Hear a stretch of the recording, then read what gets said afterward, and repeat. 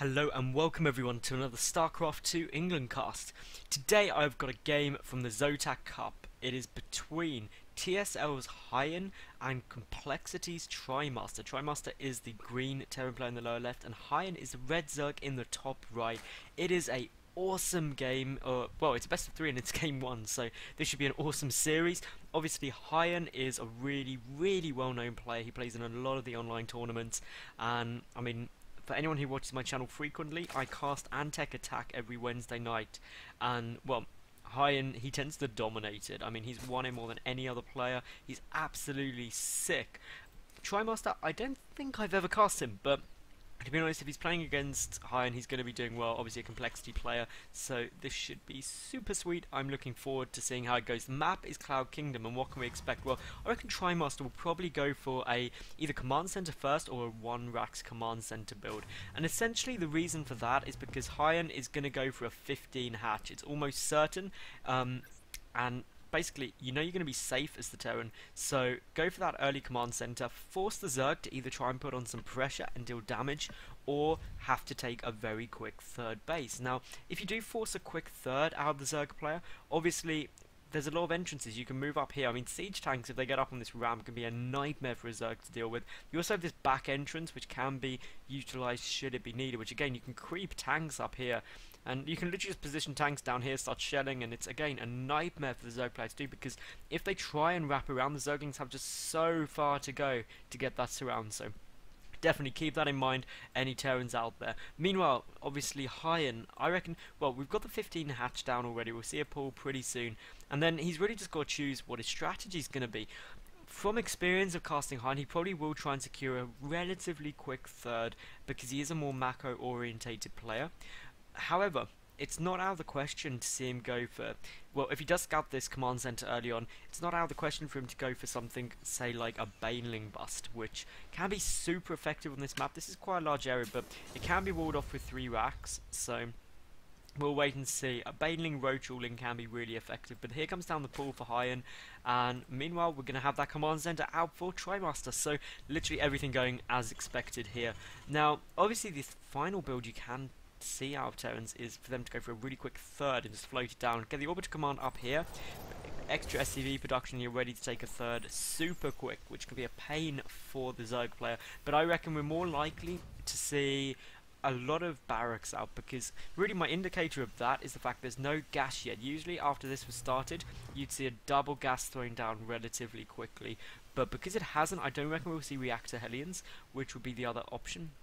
So I reckon we're either going to see another Rax really quickly, or another command center is actually an option. That's exactly what we're going to get. So just as I was saying, super quick 3 command centers, which this is really the most economical, ballsiest move you can make as a Terran, and essentially HyuN needs to react by putting on a lot of pressure. That is his best solution. The double gas thrown down here now by TriMaster. Down on HyuN's side, he's getting up his first gas at the natural. That's an interesting choice. It would just mean that if an SCV pokes in, some Terran players will assume it's a third gas as opposed to anything else. The SCV is going to get taken down though by those Zerglings, so that is not going to last very long. Of course, speed hasn't yet started. We do have the first gas just finishing up here for HyuN, but he doesn't actually look like he's going to be in a position to put any pressure on for a long time. That's only his first gas. He's getting out 2 additional queens, and I love this. Having 2 queens specifically for creep spread just means it's going to be so much better, and on a large map like Cloud Kingdom, that basically means you can spread creep through all of these different avenues, and by about 12 minutes you're going to have half of the map covered easily. And this is a very characteristic HyuN play game, these extra queens. Now basically we do have the factory coming in, so we are going to see Hellions and reactor Hellions at that, but they're going to hit so late. It should trigger HyuN to think, hang on, why are they so late? What else is coming? What else is in the option? We do now have the 3rd gas on its way down here for TriMaster, and that is still to HyuN's 1, so I'm really curious to see what HyuN's going to do. He's just droning so hard behind this, but if you look at the drone count, 38 to 24, the 3rd base getting taken now by HyuN. That is exactly what he's doing, because he sees with this overlord that there's no wall off, which is quite interesting. You tend to see more there if there's going to be a lot of pressure, but the 3rd base should get started any second. There we go.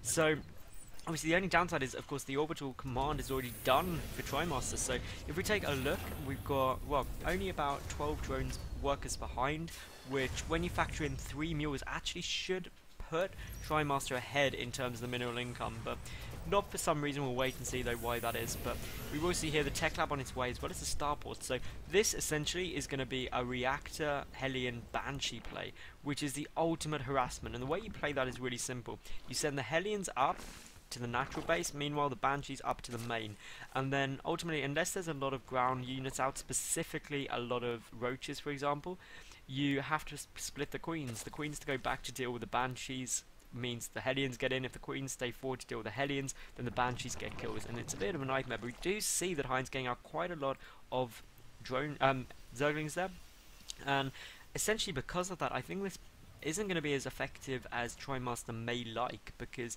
while he is getting cloak, I mean, there's just going to be so much stuff, and just look at the creep spread. This is exactly what I was saying. We're only at 8 minutes, and just look at this. Absolutely everywhere, plastered with creep tumors, and this is going to spread like wildfire now. A lot of Zerglings are on their way down, and those Hellions do need to be careful. If they get surrounded, that'd be a major problem, but no, they don't go down yet. Of course, losing those Hellions so early would be a big issue, but now HyuN, he's revealed the tech, he knows what's coming. We do have the 1-1 upgrades on the way, as well as the armory. That is a really quite an early armory timing. I'll be interested to see what happens there. The third base has been spotted though by HyuN, who is now getting a Baneling nest and also the Evo chamber. Now, so far we've got no use from that armory, so I'm really curious to see what happens. But we do have another tech lab being added on, so we'll be interested to see what comes down there. We may see the barracks and also the factory switch eventually, but for the moment just getting stim. We do see 4 Hellions are on the field. We do have the Banshees coming out, and in terms of Banshees already in the field, there is one. Where exactly is it though? Just slowly moving across the map. The second one nearly finished. The Baneling nest going to be essential, because of course Hellions are light units, which means Banelings do bonus damage, and with a creep spread that's going to be easy to deal with. But here comes out the Spire, and the Spire is what will wreck this day. A Spores instantly started now at all 3 bases. Drones getting pulled. Obviously the Queen does need to be careful, doesn't want to go down. We may see more Queens started out of HyuN now to deal with this, just to replace basically the Queen he's lost, although he does have creep spread specific Queen.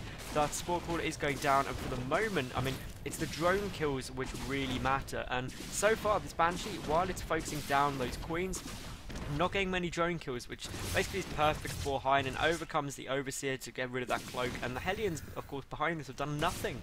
So this Banshee does fall, and that is a big loss for TriMaster. Even though he does have a second one somewhere on the map, the Hellions, well, they're getting surrounded because the creep spread already so great. Now, if you look, this is 10 minutes in. There's been huge harassment. All the Hellions go down. So HyuN is playing so well, picks off both Banshees, and to be honest, TriMaster's not in a good spot. But going back to the creep, I mean, we're at 11 minutes. There's been a lot of harassment, but still, if you look at the creep spread, he's halfway over the map through his main attack path. The back attack path is all getting spotted. The 4th base getting joined up as well when he wants to take it. But the big concern for HyuN ultimately is he is only, what, 13 drones ahead, and when you take mules into account, that probably means that TriMaster should be ahead in terms of the income, but all 6 gas are down for both players. The missile tide's coming down, the muters on their way, and just so many barracks being produced here. It's absolutely sick, and a bit of a bank being built up, but going down very rapidly. HyuN is getting up his 4th base, the +1 air attacks on the way, the 2-1 melee attack, belly armor and attack upgrades on their way, the Baneling speed as well, and well, we do have a couple of Zerglings just poking around, seeing what they can spot. We do have the bunker getting repaired up, obviously a bit of damage being done there, I missed, but for the moment this is all going to be pretty interesting. A couple of Banelings morphing in, and if they're not picked off really quickly, they could do huge damage, and if they take out the mules, that'd be a massive loss for TriMaster right there.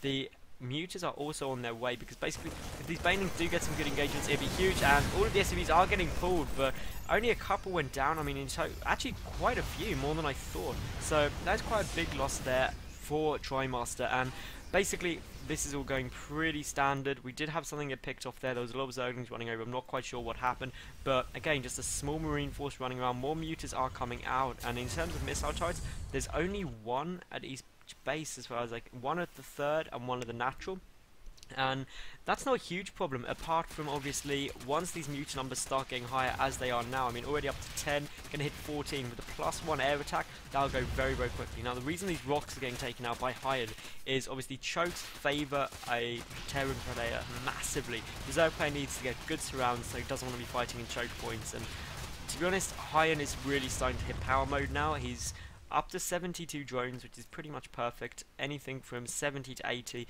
is ideal, and well, that basically means he's going to just start pumping units endlessly. The infestation pit on its way. We've got the 7th and 8th gas coming down. The first tank's only now coming out for TriMaster.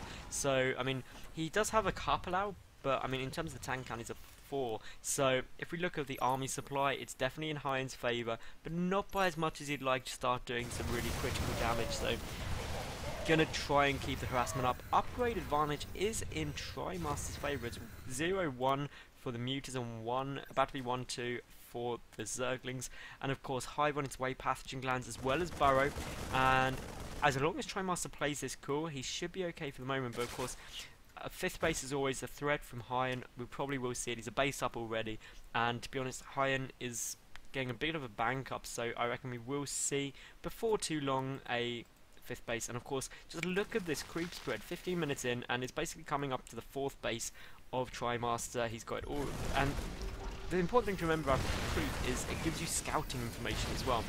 And that's exactly what's going on here. It's giving HyuN that early warning to know what's coming. A lot of banelings morphing there, and this is just a huge force coming in. This is going to be absolutely crazy, and HyuN clean this up incredibly quickly. Even though there's great splitting, HyuN just has too much stuff. There's not enough tanks, and just look at how crazily this is all getting cleaned up here by HyuN. And all those tanks are going down. The Marines are getting some big baning hits on them, and that basically will probably be the game right there. HyuN is a hell of a load of supply ahead. All of the tanks have been taken out. None of the mutas were killed, and of course the banelings are still in, and there's just one lone tank which is slowly dying.